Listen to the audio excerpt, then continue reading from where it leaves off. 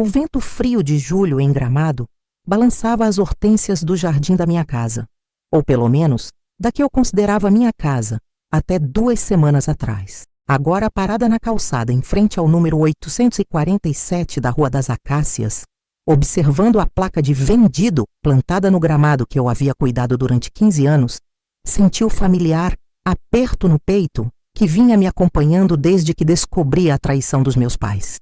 Eu sou Ana Carolina Ferreira, tenho 32 anos e até recentemente era analista de sistemas em uma empresa de tecnologia em Porto Alegre.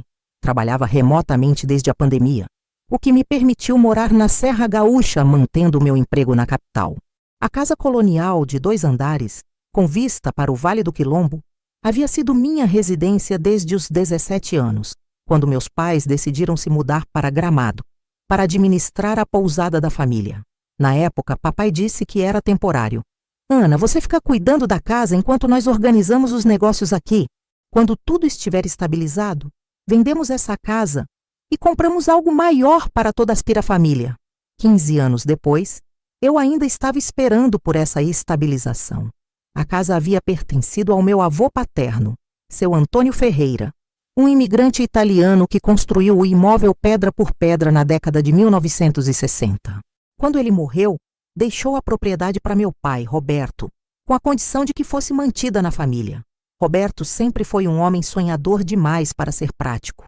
Investia em negócios arriscados, sempre acreditando que o próximo empreendimento seria o grande sucesso. A pousada em Gramado, Recanto das Hortênsias, era apenas o mais recente de uma longa série de investimentos questionáveis. Minha mãe, Cleusa, apoiava incondicionalmente todos os projetos do marido, mesmo quando significavam sacrifícios enormes para o resto da família. Durante todos esses anos, eu paguei todas as contas da casa: IPTU, energia, água, internet, manutenção. Reformei o telhado 2 vezes, troquei toda a fiação elétrica, modernizei a cozinha e os banheiros. Investi mais de R$200 mil próprios na propriedade, sempre com a bênção dos meus pais, e a promessa de que eu seria compensada quando eles organizassem a situação financeira.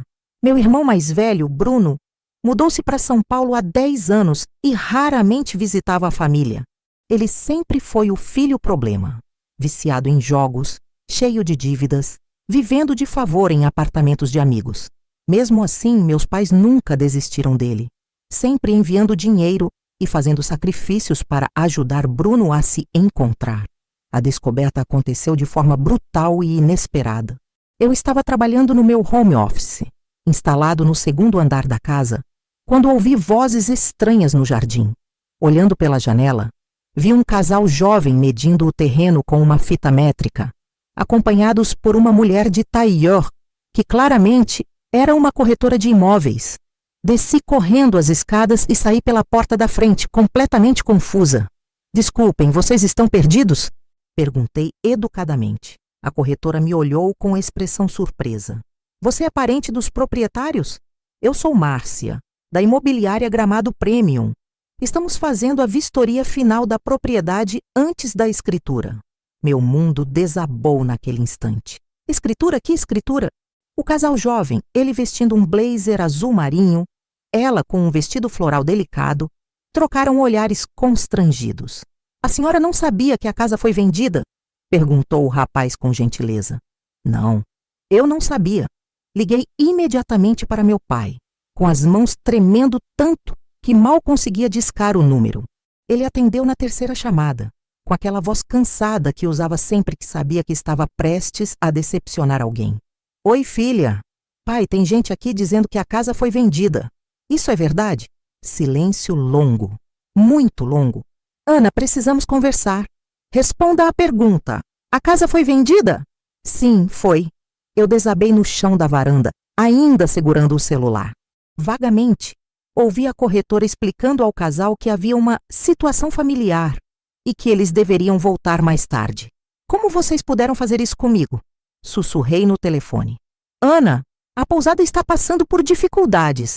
A pandemia acabou com o turismo. Temos dívidas enormes. Precisávamos do dinheiro da casa urgentemente. E eu? Onde eu vou morar? Toda a minha vida está aqui. Você pode vir morar conosco na pousada. Tem um quartinho nos fundos.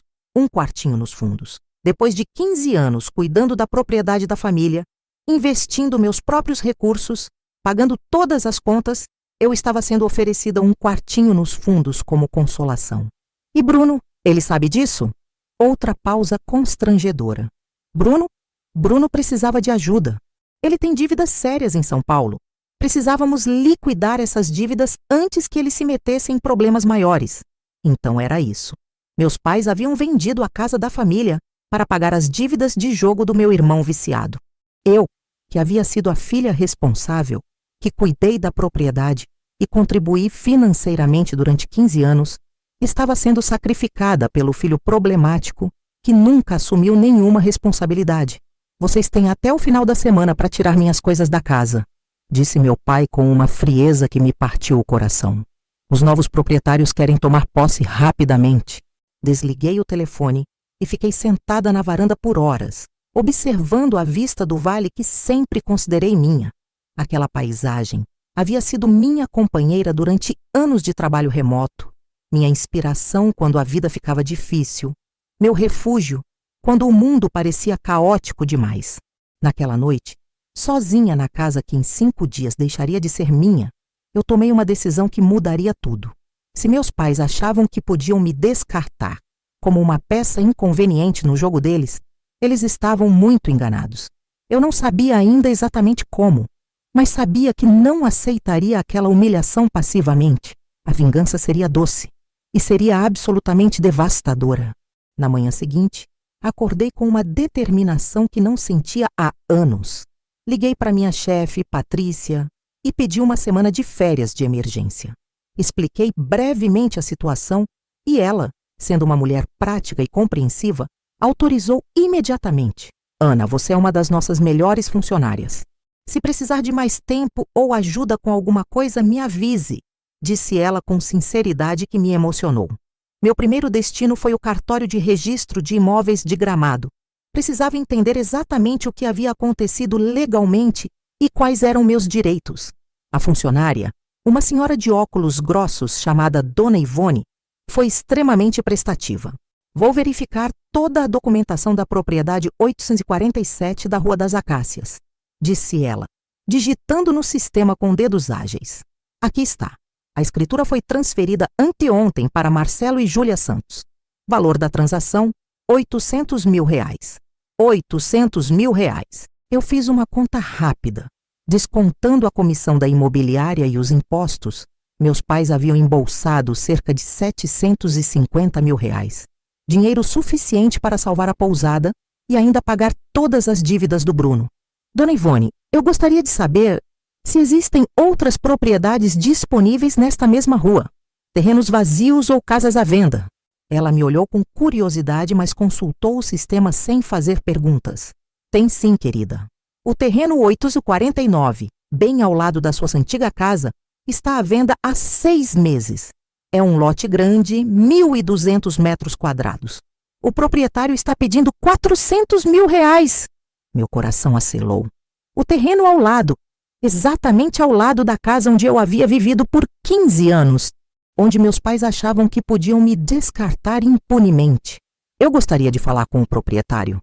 1 hora depois, eu estava sentada no escritório de seu Mário Bergman, um alemão aposentado de 78 anos que havia comprado o terreno como investimento anos atrás. Ele morava em Porto Alegre e vinha a Gramado apenas ocasionalmente. Fraulein Ana, disse ele com um sotaque carregado que mantinha mesmo depois de décadas no Brasil. Eu estava esperando alguém interessado neste terreno há muito tempo. É uma localização excelente, com vista privilegiada. Expliquei minha situação de forma resumida, sem entrar em detalhes emocionais. Seu Mário me ouviu com atenção, balançando a cabeça compassivamente. Entendo perfeitamente. Família é complicado às vezes. Eu aceito R$350 mil à vista. Cash.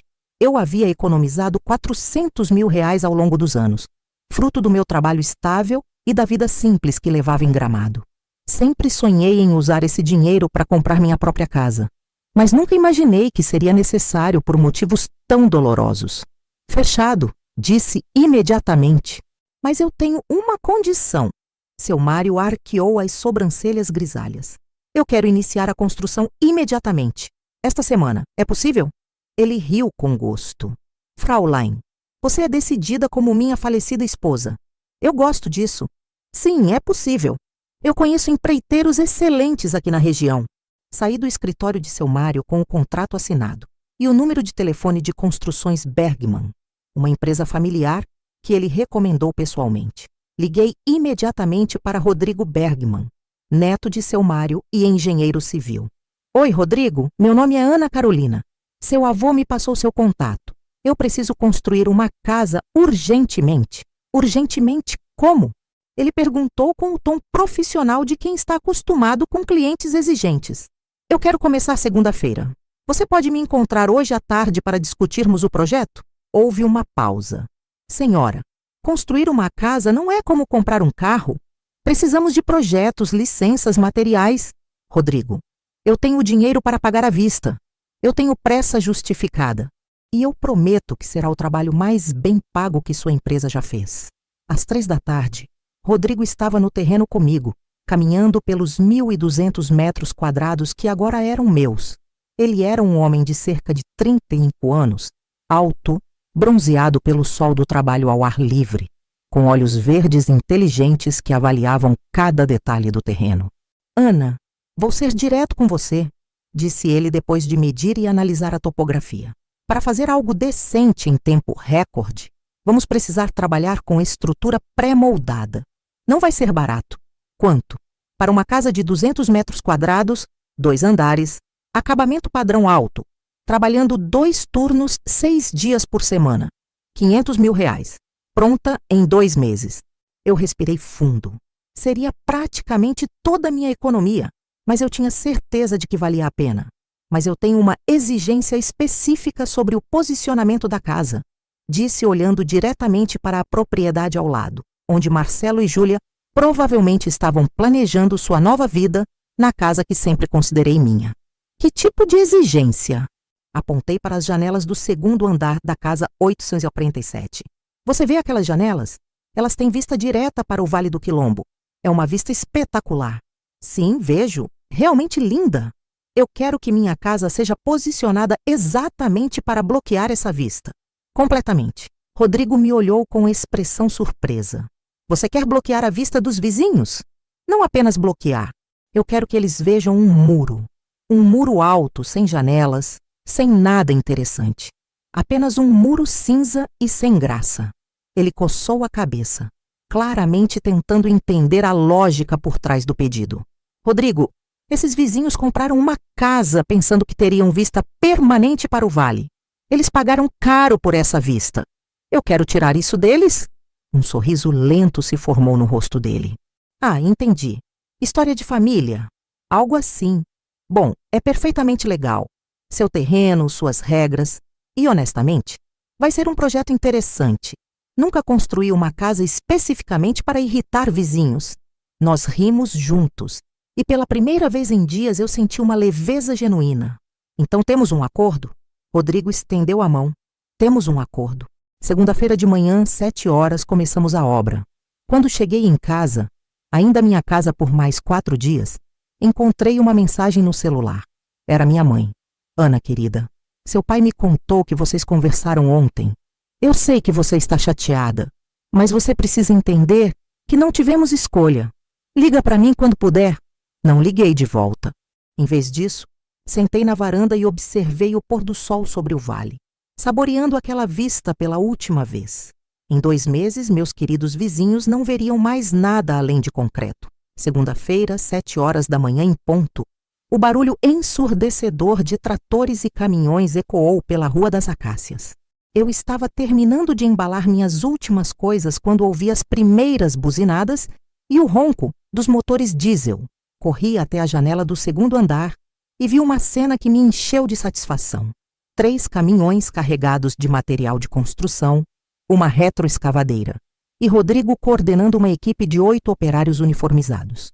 Marcelo e Júlia, os novos proprietários, saíram correndo da casa ainda de pijama, claramente confusos com o movimento repentino.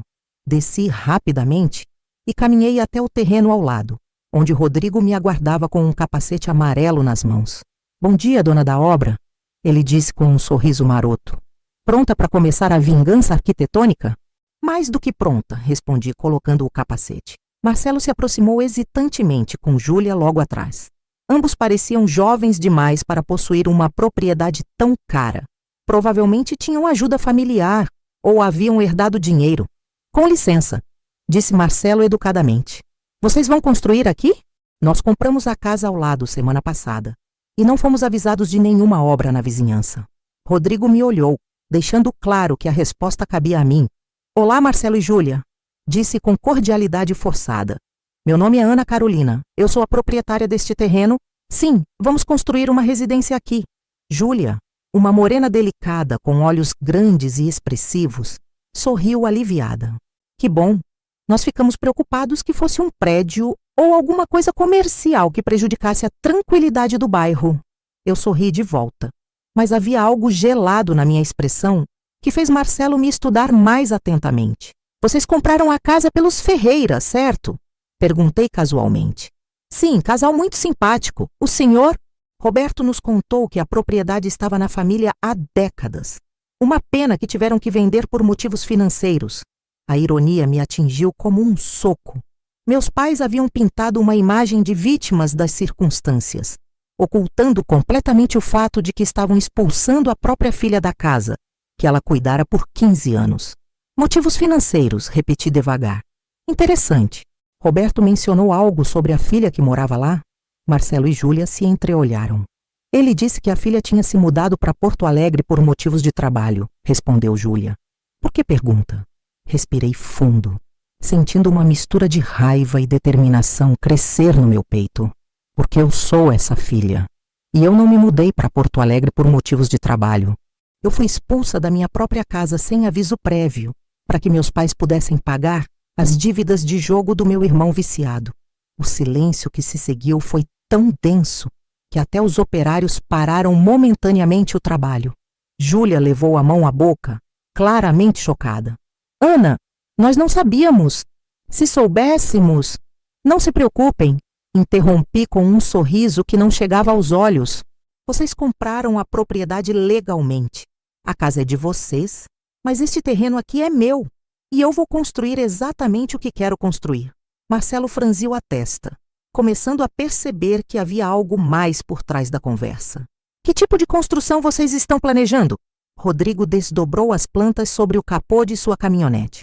Residência de 2 andares, 200 metros quadrados. Tudo dentro das normas municipais. Júlia se aproximou para observar o projeto. Eu vi o momento exato em que ela percebeu o posicionamento estratégico da construção. Espera, disse ela devagar, apontando para o desenho. Essa parede aqui, ela vai ficar bem na frente das nossas janelas do 2º andar? Exatamente, respondi com satisfação evidente. Marcelo se aproximou rapidamente e estudou a planta com atenção crescente. Seu rosto foi ficando cada vez mais pálido conforme compreendia as implicações. Ana, isso vai bloquear completamente nossa vista para o vale. A vista foi um dos principais motivos pelos quais compramos a casa. Eu sei, disse simplesmente. Era minha vista também. Durante 15 anos. Júlia começou a chorar silenciosamente. Por favor, Ana, nós não tivemos nada a ver com o que seus pais fizeram. Por que punir nós? A pergunta me atingiu mais fundo do que eu esperava. Por um momento, senti uma pontada de culpa. Realmente, aquele jovem casal não tinha culpa nenhuma da traição dos meus pais. Mas então, me lembrei das palavras do meu pai. Você pode vir morar conosco na pousada. Tem um quartinho nos fundos. Júlia, disse com voz firme, vocês compraram uma casa que não deveria ter sido vendida. Vocês se beneficiaram da minha desgraça. Talvez vocês não tenham culpa direta, mas vocês são parte do problema. Marcelo tentou uma abordagem diferente. Ana, nós podemos conversar sobre isso. Talvez uma compensação financeira? Ou vocês poderiam alterar o projeto para preservar parte da vista? Rodrigo me olhou interrogativamente, mas eu balancei a cabeça negativamente. Não há negociação. O projeto fica como está. 1 hora depois, quando Marcelo e Júlia voltaram derrotados para dentro da casa, meu celular tocou. Era minha mãe. Ana Carolina Ferreira! O que você pensa que está fazendo?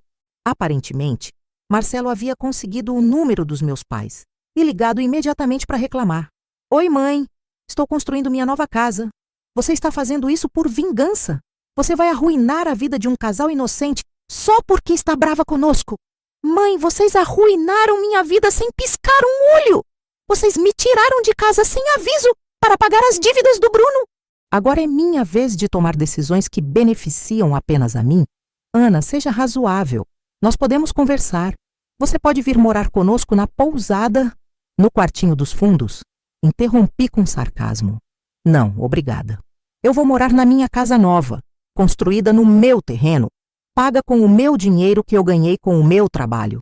Você está sendo cruel e vingativa. Estou sendo justa. Vocês me ensinaram que família não importa quando há dinheiro em jogo. Agora estou aplicando a mesma lição. Desliguei o telefone e o coloquei no modo silencioso. Rodrigo se aproximou, carregando 2 cafés fumegantes. Conversa difícil? A primeira de muitas, imagino. Meus pais provavelmente vão tentar todas as estratégias possíveis para me convencer a desistir. E você vai desistir? Olhei para a fundação que já estava sendo escavada, para os operários trabalhando com eficiência impressionante, para as janelas da casa ao lado, que em breve teriam vista apenas para um muro cinza. Jamais. Rodrigo sorriu e ergueu sua xícara de café. Então brindemos ao projeto de vingança mais caro que eu já construí. Brindamos ali mesmo, no meio da obra, com o barulho dos tratores ecoando pela manhã de Gramado. E pela primeira vez, desde que descobri a traição dos meus pais, eu me senti completamente no controle da situação. Eles haviam me subestimado. Grave erro. 3 semanas depois, minha nova casa já estava tomando forma de maneira impressionante. Rodrigo não havia mentido sobre a eficiência da construção pré-moldada. As paredes do primeiro andar estavam erguidas. E o mais importante, o muro lateral que daria de frente para as janelas de Marcelo e Júlia estava quase na altura final. Eu havia alugado um apartamento pequeno no centro de Gramado temporariamente, mas passava todos os dias no canteiro de obras, supervisionando cada detalhe. Minha obsessão com o projeto havia se tornado quase terapêutica. Cada tijolo colocado era uma pequena vingança, cada centímetro do muro que crescia era um passo a mais longe da humilhação que meus pais me infligiram. Júlia tentou me abordar várias vezes durante essas semanas. Ela aparecia no terreno com cafés, bolos caseiros, sempre com aquele sorriso triste e esperançoso de quem acredita que pode resolver tudo na conversa. Ana, por favor, disse ela numa manhã de quinta-feira, segurando uma bandeja com pão de mel ainda quente. Eu sei que você está magoada, mas nós realmente não tínhamos como saber da situação. Você não pode nos punir pela desonestidade dos seus pais. Peguei um pedaço do pão de mel. Tinha que admitir, ela cozinhava muito bem, mas minha expressão permaneceu inflexível. Júlia, vocês compraram uma propriedade sabendo que alguém estava sendo prejudicado, mesmo que não soubessem exatamente como. Mas nós não sabíamos. Não quiseram saber. É diferente. Quando algo parece bom demais para ser verdade, geralmente é. Uma casa dessa qualidade nessa localização, por R$800.000, vocês sabiam que havia algo estranho. Ela começou a chorar novamente e, pela primeira vez, senti um peso real da culpa. Mas então lembrei do quartinho nos fundos da pousada e a culpa desapareceu. Marcelo tentou uma abordagem mais agressiva. Numa sexta-feira à tarde, ele apareceu no canteiro, acompanhado de um homem de terno que claramente era um advogado. Ana, disse ele com voz firme, este é o Dr. Henrique Machado, nosso advogado. Ele analisou a situação e acredita que podemos contestar sua construção judicialmente. Rodrigo, que estava supervisionando a colocação das vigas do segundo andar, interrompeu o trabalho e se aproximou com expressão séria. Dr. Henrique, um homem magro de óculos dourados, abriu uma pasta preta e retirou alguns documentos. Senhora Ana, meu nome é Henrique Machado. Represento os interesses do casal Santos. Analisando o Código de Obras Municipal e a legislação de vizinhança, acredito que possamos questionar a legalidade desta construção. Eu ri alto, um som que ecoou pelo canteiro e fez alguns operários olharem na nossa direção. Doutor Henrique, o senhor analisou todos os documentos da obra? Todas as licenças, todos os alvarás, todo o projeto estrutural? Ele hesitou ligeiramente. Bem, ainda não tive acesso a toda a documentação. Rodrigo, por favor, mostre ao doutor nossa pasta de documentos. Rodrigo sorriu e trouxe uma pasta volumosa da cabine da caminhonete. Ele a abriu sobre uma mesa improvisada e começou a enumerar. Licença de construção, aprovada. Projeto estrutural assinado por engenheiro habilitado. Eu. Estudo de impacto ambiental, aprovado. Alvará da prefeitura, em dia. Certidão de regularidade do terreno. Ok. Habite-se provisório. Solicitado e em análise. Dr. Henrique folheou os documentos rapidamente, claramente procurando alguma brecha. Após alguns minutos, fechou a pasta com expressão frustrada. Aparentemente, tudo está em ordem legalmente, mas isso não significa que não possamos discutir a questão eticamente. Doutor, interrompi com frieza. Ética é uma conversa interessante para se ter com pessoas que vendem a casa da própria filha pelas costas. Meus pais estão disponíveis para essa discussão. Eu não. Marcelo tentou uma última cartada. Ana, nós estamos dispostos a pagar uma compensação. R$50 mil para você alterar o projeto. A proposta me pegou de surpresa, não pelo valor, mas pela ingenuidade. R$50 mil? Eu estava gastando 500 mil na vingança mais cara da minha vida. Marcelo, vocês realmente acham que eu faria tudo isso por dinheiro? Então pelo que você está fazendo isso? Perguntou Júlia com desespero na voz. Parei o que estava fazendo e os encarei diretamente. Por justiça. Por 15 anos eu acordei nesta casa achando que tinha uma família que me amava. Por 15 anos eu investi meu dinheiro, meu tempo, minha energia em uma propriedade que considerava minha casa. E então, de uma hora para outra, descobri que tudo era mentira. Minha voz ficou mais alta, carregada de uma emoção que eu havia tentado suprimir durante semanas. Vocês querem saber como é chegar em casa e descobrir estranhos medindo seu jardim?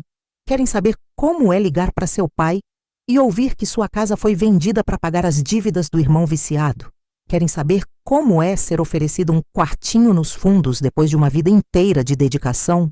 Júlia estava chorando abertamente agora. Marcelo segurava a mão dela com expressão abatida. Então sim, continuei implacavelmente. Eu estou fazendo isso por justiça. Vocês compraram uma casa com vista privilegiada? Ótimo. Agora vocês vão aprender que às vezes as coisas boas da vida podem ser tiradas de vocês sem aviso prévio. Dr. Henrique guardou os documentos e acenou para Marcelo e Júlia. Não há nada que possamos fazer legalmente. Sinto muito. Eles saíram derrotados e eu voltei a supervisionar a obra com renovada determinação. Naquela mesma tarde, meu pai apareceu no canteiro. Era boêmio, é a primeira vez que o via pessoalmente desde a descoberta da venda. Ele estava visivelmente mais magro, com olheiras profundas e cabelos mais grisalhos que eu me lembrava. Ana, Roberto. O uso do primeiro nome em vez de pai foi intencional e doloroso para ambos. Podemos conversar? Estamos conversando. Ele olhou ao redor, observando o progresso da construção com expressão admirada e preocupada. Você realmente vai fazer isso com aquele casal? Eles não têm nada a ver com nossos problemas familiares. Nossos problemas? Roberto, nós não temos problemas. Nós não temos nada. Você deixou isso muito claro quando vendeu minha casa pelas minhas costas. Ele suspirou profundamente. Ana, eu sei que você está magoada. Magoada? A palavra explodiu de mim. Roberto, eu não estou magoada. Magoa é quando alguém esquece do seu aniversário. Eu estou devastada, traída, humilhada. Você me tirou tudo que eu considerava meu lar.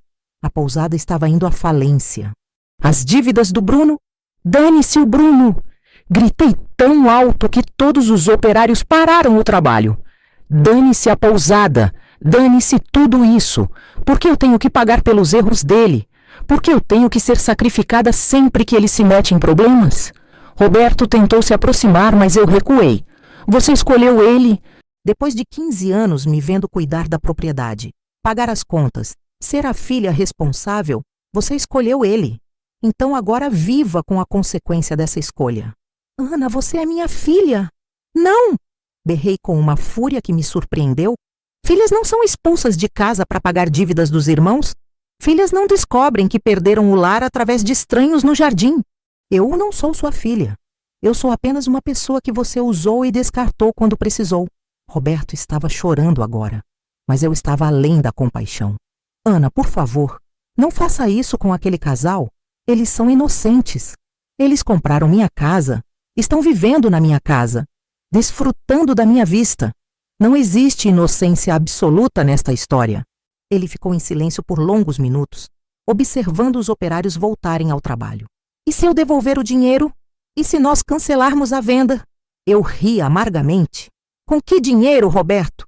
Você já gastou tudo salvando seu filho querido e a pousada falida. E mesmo que tivesse, seria tarde demais. Alguns erros não têm volta. Ele saiu cabisbaixo e eu voltei a supervisionar a colocação dos azulejos externos do muro. Azulejo cinza, sem nenhuma janela, sem nenhuma decoração. Apenas um muro alto, feio e implacável. Exatamente como meu coração havia se tornado. 6 semanas depois do início da obra, minha casa estava praticamente pronta. O muro lateral, a estrela do projeto, erguia-se imponente a exatos 3 metros de altura, bloqueando completamente a vista das janelas do segundo andar da casa 847. Era uma sexta-feira ensolarada quando Rodrigo me chamou para a inspeção final. Ana, venha ver o resultado do nosso projeto de vingança, disse ele com um sorriso orgulhoso. Subimos até o segundo andar da minha nova casa e nos posicionamos na janela que dava exatamente para a propriedade vizinha. Dali, eu podia ver perfeitamente as janelas de Marcelo e Júlia. E mais importante, podia ver exatamente o que eles viam agora. Nada. Apenas um muro cinza, liso, sem qualquer elemento decorativo. 3 metros de concreto puro, bloqueando totalmente a vista para o Vale do Quilombo. Perfeito, murmurei, sentindo uma satisfação profunda e complexa. Naquele momento, vi Júlia aparecer na janela do quarto principal deles. Ela olhou diretamente para o muro. Depois levantou os olhos e me viu observando-a da minha janela. Por alguns segundos, ficamos nos encarando através das janelas distantes. Ela levantou a mão num gesto que não consegui decifrar. Meio cumprimento, meio despedida, meio rendição. Eu não respondi ao gesto. Naquela mesma tarde, enquanto supervisionava os últimos ajustes da pintura externa, meu celular tocou. Era um número desconhecido. Alô? Ana, aqui é Bruno, meu irmão. O motivo de toda a minha desgraça. A pessoa para quem eu havia sido sacrificada. O que você quer, Bruno? Ana, eu soube do que aconteceu. Dos pais terem vendido a casa. Eu não sabia que isso ia te afetar tanto. Respirei fundo, sentindo a raiva familiar subir pela garganta. Você não sabia que ser expulsa de casa para pagar suas dívidas de jogo me afetaria? Sério, Bruno? Ana, eu tentei resolver sozinho. Eu não pedi para eles venderem a casa. Mas aceitou o dinheiro mesmo assim, né? Não teve problema nenhum em ser salvo às minhas custas. Silêncio longo do outro lado da linha. Ana, eu quero te compensar. Eu arrumei um emprego em São Paulo, estou fazendo tratamento para o vício. Eu vou te pagar de volta. Com que dinheiro, Bruno? Você deve 800 mil reais. Quanto você ganha nesse emprego novo? 3 mil por mês? 20 anos para me pagar se você conseguir parar de jogar? Ana. Não, Bruno. Não existe compensação. Não existe pagamento. Você destruiu minha vida e nem sabe como consertar. Desliguei o telefone e o coloquei no modo silencioso. Na segunda-feira seguinte, recebi a visita mais inesperada de todas. Minha mãe acompanhada de Padre José, o pároco da igreja São Pedro de Gramado. Ana, querida, disse minha mãe com voz chorosa, eu trouxe o Padre José para conversarmos. Padre José era um homem idoso, gentil, que conhecia nossa família há décadas. Ele olhou para o muro recém-construído com expressão preocupada. Ana, minha filha, sua mãe me contou sobre a situação. Eu entendo sua dor, mas a vingança não é o caminho. Padre, interrompi respeitosamente. O senhor venderia a casa da própria filha pelas costas para pagar dívidas de outro filho? Ele hesitou. Bem, não, mas... Então não é vingança, é justiça. Eles me ensinaram que família significa sacrificar uns pelos outros. Estou apenas aplicando a lição. Minha mãe começou a chorar. Ana, nós cometemos um erro terrível. Mas você não pode destruir a vida de pessoas inocentes por nossa causa. Mãe, vocês destruíram minha vida por causa do Bruno. Por que eu deveria ter mais consideração por estranhos do que vocês tiveram por mim? Padre José tentou uma abordagem diferente. Ana, o perdão liberta quem perdoa, não apenas quem é perdoado. Olhei para ele com sinceridade. Padre, talvez um dia eu consiga perdoar, mas hoje não. Hoje eu preciso viver com as consequências das escolhas deles. E eles precisam viver com as consequências das minhas. Eles foram embora sem conseguir nada. Naquela noite, sozinha na minha casa nova, sentei na varanda que dava para o lado oposto ao muro, onde eu tinha vista livre para as montanhas ao norte. Pela primeira vez em semanas, permiti-me questionar se havia ido longe demais. Marcelo e Júlia realmente eram inocentes. Eles haviam comprado uma casa legalmente, sem saber da traição familiar por trás da venda. Agora estavam pagando um preço alto por algo que não haviam causado. Mas então lembrei do momento exato em que descobri a venda.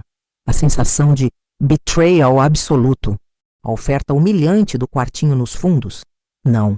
Alguns erros têm consequências permanentes. Meus pais tomaram uma decisão que mudou minha vida para sempre. Agora era a minha vez de tomar decisões que mudassem outras vidas. A justiça nem sempre é bonita, mas sempre é necessária. 6 meses depois da conclusão da obra, eu estava perfeitamente adaptada à minha nova vida. Minha casa havia se tornado exatamente o que eu planejara. Um lar confortável, moderno e completamente meu. Trabalhar remotamente da sala que eu mesma havia projetado trouxe uma satisfação que nunca havia experimentado na antiga casa da família. O muro continuava imponente, cumprindo sua função perfeitamente. Marcelo e Júlia haviam tentado algumas soluções criativas. Plantaram árvores altas no jardim deles, instalaram um deck elevado nos fundos, até consideraram construir uma segunda varanda. Nada funcionou. A vista privilegiada que os atraíra para aquela propriedade havia desaparecido completamente. Numa manhã de quinta-feira, enquanto tomava café na minha varanda, a que dava para o lado oposto ao muro, com vista livre para as montanhas, ouvi a campainha tocar. Era Júlia, sozinha desta vez. Ela parecia diferente, mais magra, com olheiras profundas, mas também mais determinada.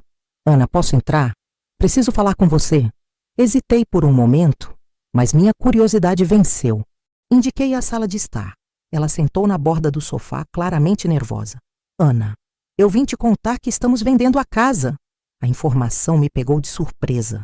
Eu havia imaginado que eles tentariam se adaptar, encontrar uma forma de conviver com a situação. Vocês desistiram? Ela suspirou fundo. Marcelo está passando por uma depressão severa.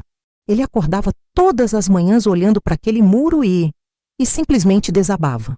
A casa, que era para ser nosso sonho, se tornou um pesadelo. Senti uma pontada de algo que poderia ser remorso, mas a afastei rapidamente. Sinto muito por vocês, disse sem muita convicção. Ana, eu não vim aqui pedir piedade ou tentar te convencer a mudar alguma coisa, continuou Júlia com uma firmeza que me surpreendeu. Eu vim dizer que eu entendo. Entende o quê? Eu entendo por que você fez isso. Nos últimos meses eu fiquei pensando muito sobre como seria se meus pais vendessem minha casa de infância sem me avisar. Se eu descobrisse por estranhos, se fosse oferecida um quartinho nos fundos como consolação. Ela pausou, olhando diretamente nos meus olhos. Eu faria a mesma coisa que você. Talvez pior. Ficamos em silêncio por alguns minutos. Era a primeira vez que alguém reconhecia que minha reação, embora extrema, era compreensível. Por que estão me contando isso? Perguntei finalmente. Porque quero que você saiba que não guardo rancor. Você nos puniu por algo que não fizemos diretamente, mas que nos beneficiou. É injusto, mas não é irracional. Júlia se levantou para sair, mas se virou novamente. Ana, eu espero que um dia você encontre paz. De verdade, porque viver com tanta raiva deve ser exaustivo. Depois que ela saiu, fiquei sentada na sala por horas, pensando nas palavras dela. 2 semanas depois, vi o caminhão de mudanças na frente da casa 847. Observei da minha janela enquanto Marcelo e Júlia supervisionavam a retirada dos móveis. Ele realmente parecia abatido. Ombros caídos, movimentos lentos, expressão vazia. Senti algo estranho no peito. Não era exatamente culpa, mas também não era satisfação. Naquela tarde, recebi uma ligação inesperada. Era minha mãe. Ana, Eu soube que os vizinhos venderam a casa. Você está satisfeita agora? Não sei se satisfeita é a palavra certa, respondi honestamente. Ana, quando tudo isso vai acabar? Quando você vai parar de nos punir? A pergunta me pegou desprevenida. Eu havia ficado tão focada na execução da minha vingança que nunca parei para pensar em quando ela terminaria. Não sei, mãe. Quando vocês me venderam, também não pensaram em quando as consequências terminariam. 6 meses depois, a casa 847 ainda estava vazia. Aparentemente, outros compradores em potencial também desistiam quando viam o muro. A propriedade que meus pais venderam por R$800 mil agora estava sendo oferecida por R$600 mil. E mesmo assim não encontrava compradores. Numa noite de inverno, sozinha na minha casa perfeitamente silenciosa, me dei conta de algo. Eu havia vencido. Completamente. Meus pais pagaram um preço alto pela traição. Perderam a filha responsável e ganharam apenas um relacionamento destruído. Bruno continuava lutando contra o vício, agora carregando também a culpa de ter destruído a família. Marcelo e Júlia perderam seu lar dos sonhos. A propriedade que deveria ter sido um bom investimento se tornou um prejuízo. Todos haviam pagado por aquela traição original. Todos menos eu. Eu tinha minha casa nova, meu trabalho estável, minha independência total. Financeiramente, estava melhor que nunca. Emocionalmente, bem, essa era uma questão mais complexa. Olhei pela janela para o muro que construí, minha obra-prima de vingança arquitetônica. E pela primeira vez em quase 2 anos, me perguntei se havia vencido demais. Mas então, lembrei do quartinho nos fundos da pousada e decidi que preferia viver com as consequências das minhas próprias escolhas do que com as consequências das escolhas dos outros. O muro permaneceria, assim como minha nova vida, completamente minha.